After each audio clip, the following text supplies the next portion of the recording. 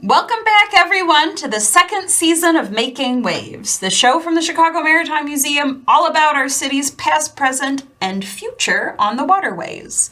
I'm Madeline Crispell, the museum's curator, and with me, as always, is Sari Breslin, the museum's education director.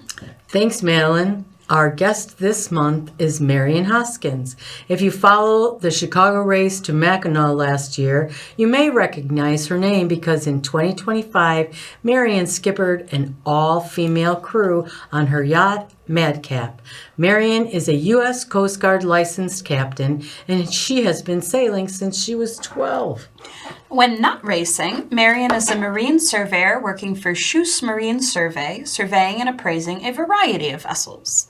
She's been a member of the Society of Accredited Marine Surveyors since 2005. We are very happy to welcome Captain Marian Hoskins ahead of this year's racing season. Thank you. I'm very happy to be here. Welcome, Marian. So, in reading about you, is it true that in 116 MAC races, there's only been 6 female crews? Yes, we were the 6th in 2025. Wow. We have a photo of this crew right here that you can see. How exciting. Wow. And what made you decide to take this on? Well, my inspiration was in 2024, Laura McCrenner owned Moxie. She's from Holland, Michigan, and she did an all-female crew. And I'm embarrassed to say that I never considered putting a crew together myself. Oh. Laura's from Michigan. I'm from Michigan. She owns her boat. I own a boat. I thought, I can do this. Yes. And you've done other MACs. Oh, yes. I've done about 18 Mackinac races. And in 2024, I thought, after Laura did it, I thought, well, this is ridiculous that there's only been 5 women at that point, so women's teams. So I started putting it together. It took a long time. Now, for those who don't know, the Chicago Race to Mackinac is the world's oldest continuously running freshwater race. It's from Chicago to Mackinac Island. It runs 333 miles, and it started all the way back in 1898. But in that time, there have only been, as you said, 6 female crews. You were the 6th. Yes. But the first all-female crew raced back in 1905. So it's not because of a lack of interest from women sailors. Yeah, there's some great documentation on those early women's races. And I'm sad to say I don't think there's a women's team this year. But the whole point of this was just to get more women kind of active in it and forming teams, really. Yeah. And build the sport. So speaking of, how people get into it, that there have been women interested in sailing and racing for over 100 years easily. Right. How did you get into it? We have a photo here of you in your early sailing days. You said this was taken by your dad?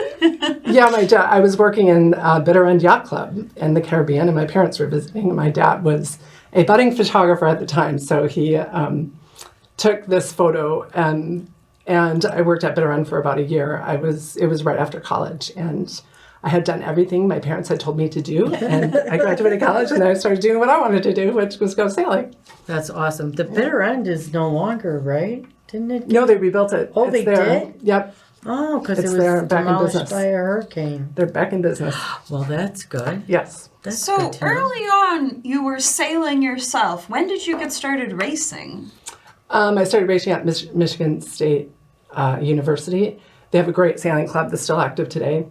And it was a great training ground. I started sailing when I was 12 on a laser, but I didn't start racing until I was at Michigan State.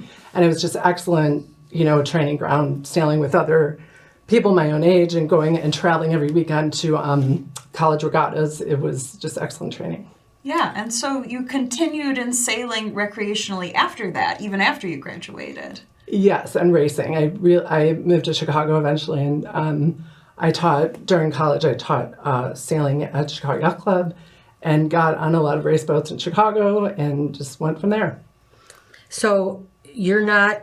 Oh, you are sailing in the MAC race this year, just not Yes. You don't have a team that's sailing. I don't have a women's team. women's the team. MAC I'm sailing with a friend. Yeah. But as we were talking earlier, you have a pretty exciting race that you're about to take place. The Newport Bermuda race starts June 19. Wow. Very Newport, exciting. Bermuda. Yep, going to Newport this weekend to practice with the entire crew of 13. So Madcap will be doing that race. So how long is a race from Newport, Rhode Island to Bermuda? It's over 600 miles. Oh. It is a bucket list race for any sailor. Wow. It'll take Madcap about 4 days, depending on the conditions. Wow. Yeah, 604. Wow. That's amazing. looking forward to it. So I know if people want to follow along with this Bermuda race, we'll repeat this at the end, but you can go to bermudarace.com to see how Madcap is doing. Yes, there's a sail tracker on the Very website. cool.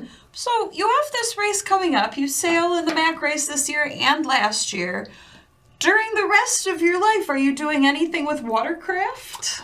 Yeah, I actually have a master's degree from Northwestern, but I hated corporate America, so I said I love boats, and what can I do? And I became a yacht surveyor. Oh, we have a photo of you doing that work here with the Statue of Liberty in the background. Yeah, I mostly do Lake Michigan surveys, but I do occasionally travel. I've been to New York and Washington and Florida for past clients. This is a survey I did in New York a few years ago. Can you explain a little bit about what a survey is? Like when I think of a surveyor, I think of the person that's outside measuring the blocks and stuff like that.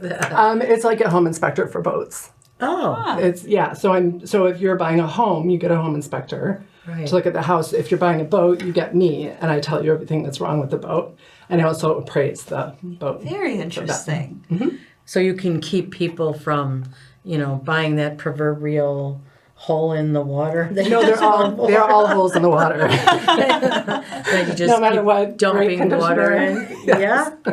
Wow. So, Yes. I mean, the Statue of Liberty was in the background of that photo. So clearly this isn't just happening on the Great Lakes. Why would someone have a surveyor based in Chicago come out to elsewhere?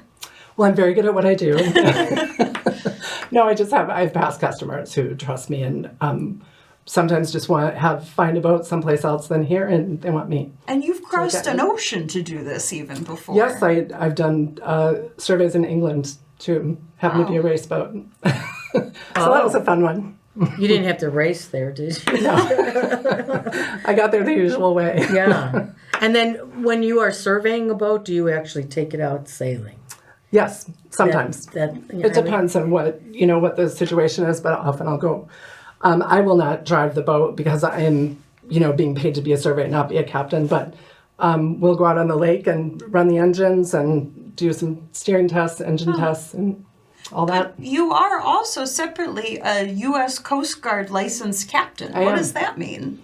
It just means that I took a test that the Coast Guard created and passed it and proved that, and also have sea time that proves that I'm capable of, operating certain vessels.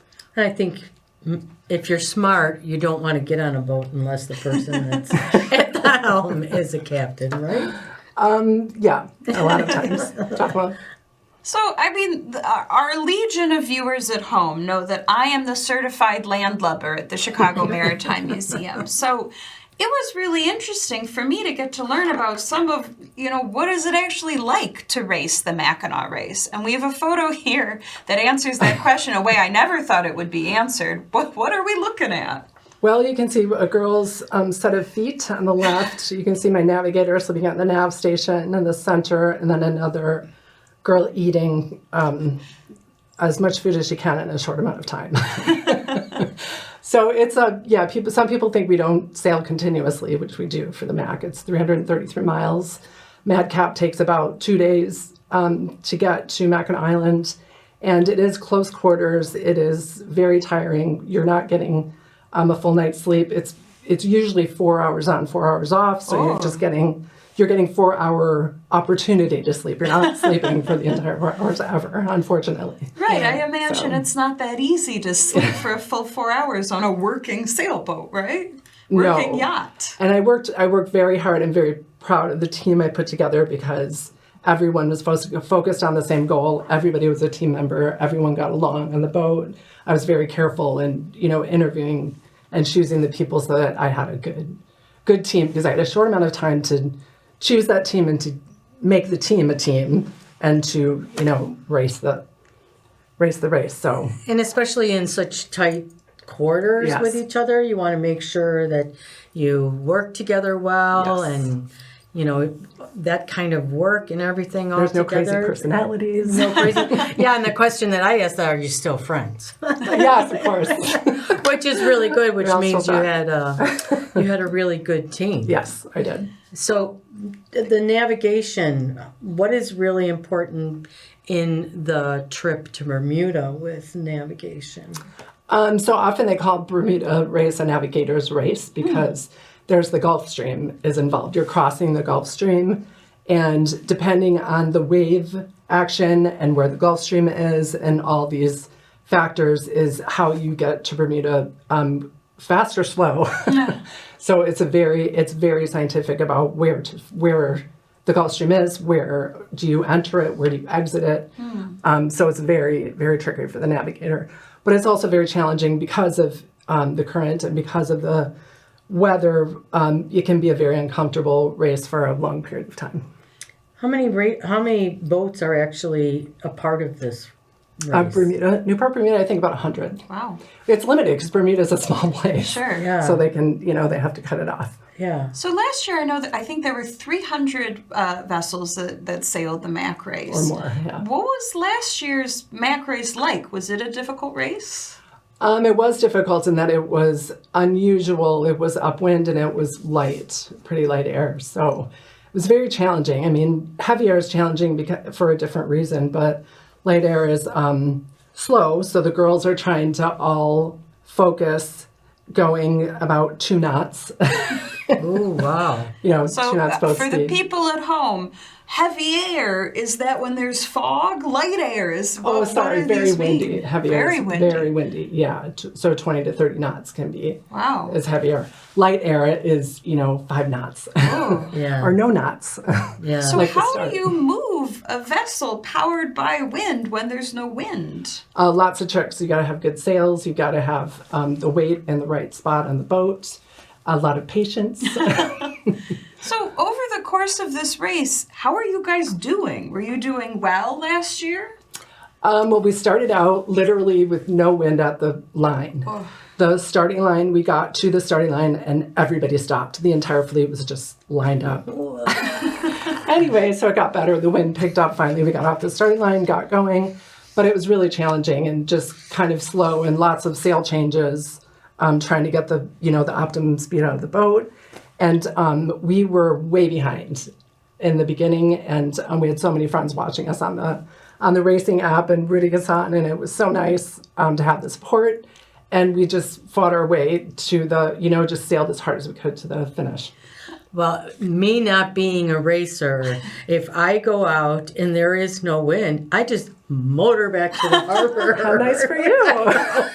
But So you convenient. can't even No, that's your cheating. motor on. You cannot start the engine. No, you can be going in circles, and you just have to.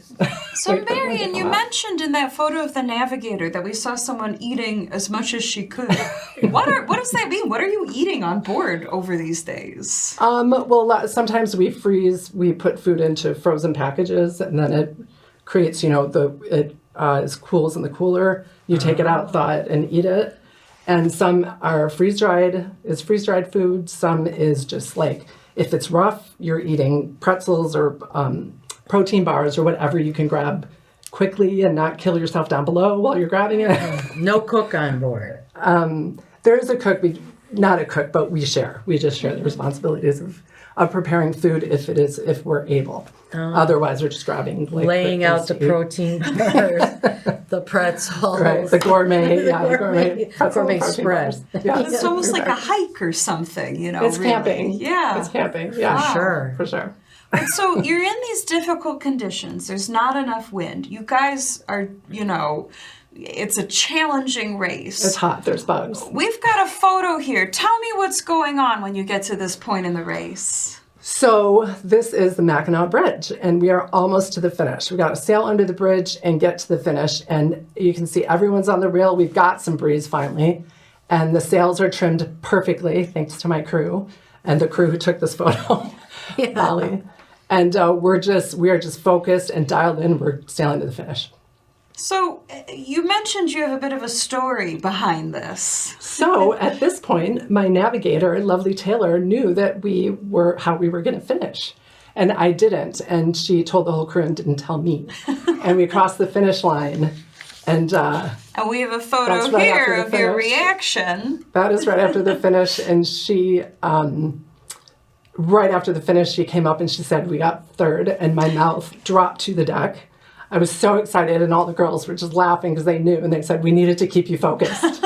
We couldn't tell you, which they were probably right. But So everyone on the crew besides you knew that you were headed to third place. because my navigator did the math, and she knew that there was no boats that could pass us. Wow. That's such a joyful picture. I love that picture. It was. I was very happy. The other part of it is lots of times, again, if you pay attention to the MAC race, there's been like dismasting. Yes. There's been a lot of dangerous things. Yes. Because it's not always no wind. There's Oh, the no, yeah. opposite. You never know So, what you're going to get. you have any stories that are kind of harrowing from a MAC race? Well, in 2023, we actually recovered a man overboard. Wow. From it was not our crew on Madcap. It was from another boat that was in our section, and it was rough, and there was lightning all over. And the waves weren't too big. I think the waves were about 2 feet high, but they were they kind of got caught in the breeze, and the wind picked up very quickly, and their spinnaker was up the front sail that is a very large sail, and they were trying to get it down in the wind, and in the process, one of their crew fell overboard. Oh my gosh. Yeah, really scary. And so, but they had all the equipment. They knew exactly what they were doing. They did there's a man overboard button on the boat. There's a distress call that you can do on the VHF radio. They did all of that. We heard the call. We immediately responded that we're responding to the call. We took our sails down. They were behind us. We turned around and went and got the man overboard, and it was a very smooth recovery, thank God. Wow. Oh, How you- did you you got- find him?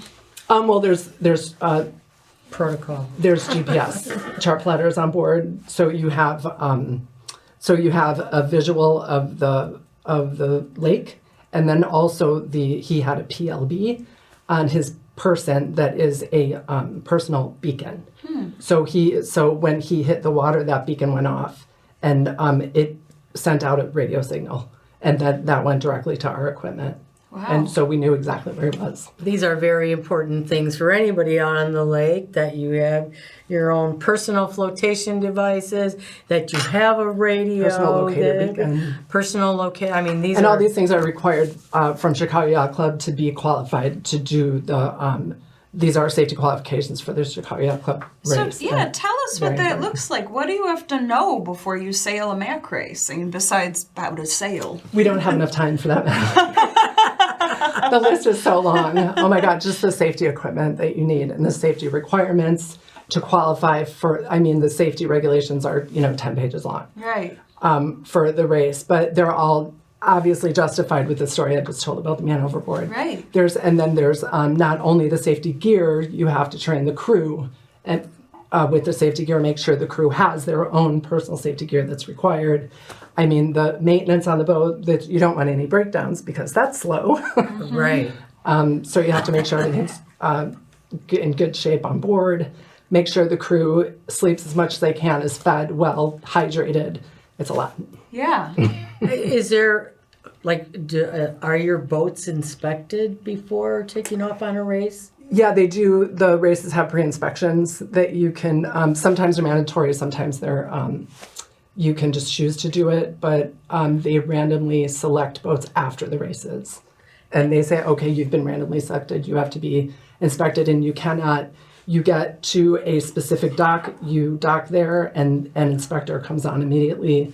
All the crew lines up with all their safety gear on so that the inspector can see that everyone is compliant. Kind of getting picked out at the airport. It's exactly that same thing. Very interesting. Is it the Coast Guard that inspects you? No, it's volunteers from the race. Oh. Very interesting. Yeah. But that's not, that's less of a barrier to entry and more just safety precautions that everybody has to follow for this race to be safe, right? Yes, exactly. Yeah. Yeah. All So important. people shouldn't let that stop them. We've talked about water safety plenty of times on the show, and these are things anybody should know, right, before they go out on the water. Exactly.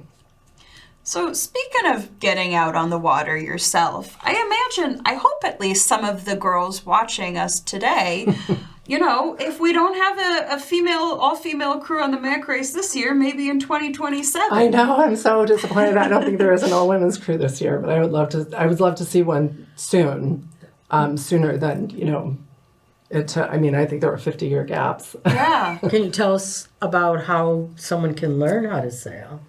Yeah, there's tons of opportunities in Chicago. There's even scholarships to make it affordable for people. The Judd Goldman Adaptive Sailing Program in Burnham Harbor has been there forever. Chicago Yacht Club has a scholarship program. Sail Her Dreams. Yes, our viewers will remember back in February, our guest was Erica Trejo, who herself is also a female sailor. And she started Sail Her Dreams, which is an organization that teaches STEM and leadership, and especially sailing to girls from the Chicago area. She's done an amazing job putting that program together, and she offers scholarships through the program she's with. And then there's Sail Time Chicago, there's Sail Chicago, there's tons of opportunities in Chicago to learn how to sail. So learning how to sail, learning how to race, how similar are those two things? That's a great question. I think it's really different. I mean, there's so many different kinds of sailing. I mean, you can sail on a small boat, you can sail on a 20-foot boat, you can sail on a 50-foot boat, and then you can race. Right. And the racing is, obviously a lot of rules and very structured and team-oriented and all that. So there's tons of ways that you can, get on a sailboat.